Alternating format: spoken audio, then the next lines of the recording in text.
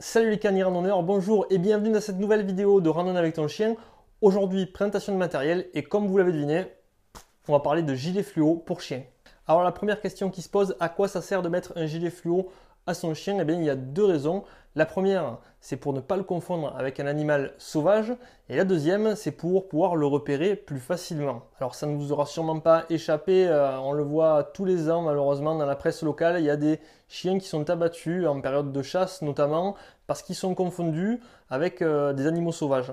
Donc un sanglier ou un cerf qui se balade avec un gilet fluo, c'est plutôt rare. Du coup, c'est plutôt un bon point de mettre ça à son chien quand on se promène et qu'il y a notamment des chasseurs aux alentours. Le constat est déjà bien assez triste à ce sujet, donc j'irai pas plus loin dans la vidéo, mais si vous voulez, on pourra en débattre en commentaire. Avant de passer à la deuxième raison, je voulais juste vous rappeler qu'on est aussi présent sur Instagram, donc vous tapez Randonne avec ton chien. On poste régulièrement des photos, des vidéos, des stories, donc n'hésitez pas, rejoignez-nous, abonnez-vous et puis venez nous laisser quelques messages, des commentaires, ça nous fait plaisir, on vous attend. La deuxième raison importante pour laquelle on peut faire l'acquisition d'un gilet fluo pour chien, eh bien c'est tout simplement pour mieux le distinguer, que ce soit en zone urbaine, il sera plus facilement vu des voitures par exemple, ou lorsqu'il fait nuit avec les bandes réfléchissantes, on le verra mieux.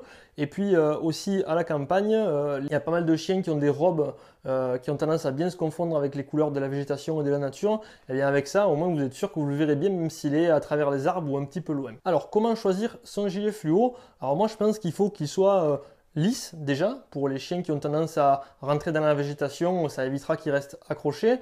Et puis un point important quand même, c'est qu'il soit avec des bandes réfléchissantes. Ça permet avec une lampe de nuit de retrouver plus facilement son chien et de mieux le voir. Après, nous on a ce modèle là, mais il en existe un petit peu de toutes les formes et toutes les tailles. Donc en fonction de la morphologie de votre chien, donc de sa race, de son gabarit, il faudra aller trouver peut-être le modèle le plus adapté. Alors nous, celui de Joy, on l'a trouvé chez Decathlon pour un petit peu moins de 10 € au rayon chasse, donc c'est la marque Soloniac.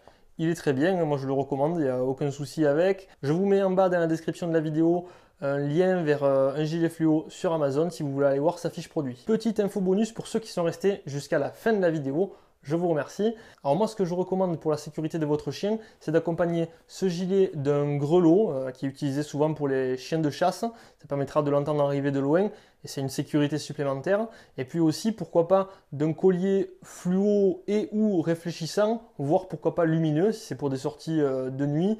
Ça coûte vraiment plus très cher ces colliers-là et c'est un petit plus en termes de sécurité. Avant de vous quitter, je voulais vous présenter les badges à épingles randonne avec ton chien, donc ils sont vraiment plutôt sympas, vous allez pouvoir les accrocher sur votre sac à dos, sur les sacs de bas de votre chien ou bien sur son harnais. Je vous mets le lien en bas dans la description de la vidéo pour pouvoir les commander.